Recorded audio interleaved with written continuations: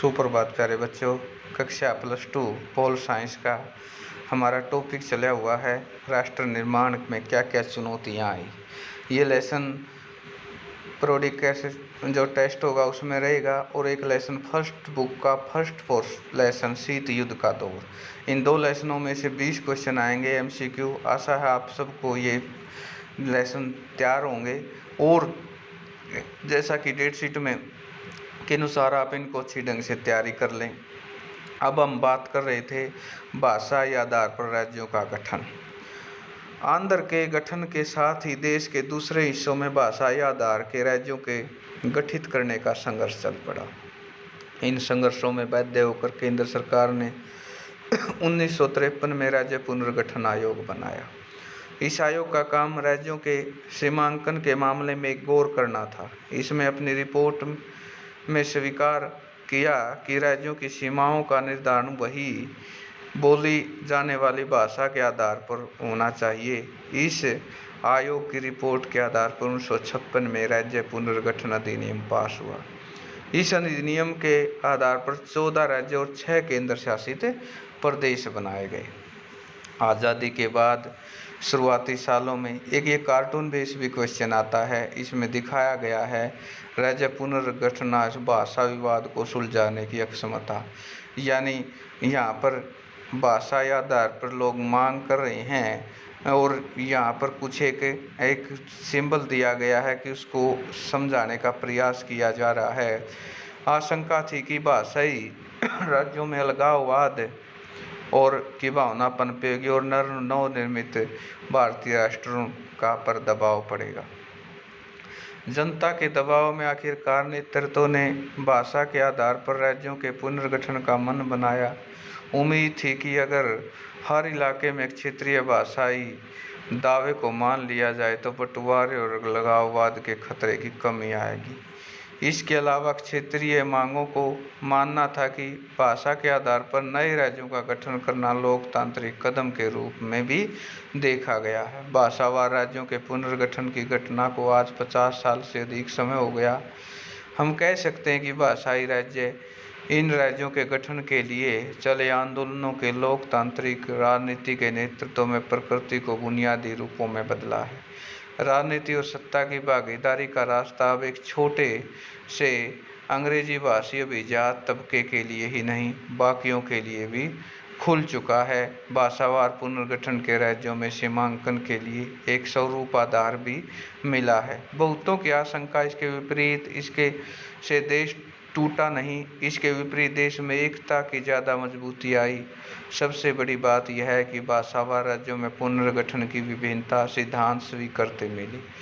जब हम कहते हैं कि भारत के लोकतंत्र अपनाया तो इसका सीधा सा मतलब इतना भर नहीं था कि भारत में लोकतांत्रिक संविधान पर अमल होता है अथवा भारत में चुनाव कराए जाते हैं। भारत में लोकतांत्रिक होने का एक बृहत्तर अर्थ है कि लोकतंत्र में चुनने का अर्थ विभिन्नताओं को पहचानना, उन्हें स्वीकार करना, साथ ही यह मानकर चलना कि विभिन्नताओं के आपसी विरोध भी हो सकते हैं। दूसरे शब्दों में कहें कि भारत लोकतंत्र की धारणा विचारों जीवन पद्धतियों में बहुलता की धारणा से जुड़ी हुई है। आगे के दिनों में अधिकतर राजनीति इसी के दायरे में चली।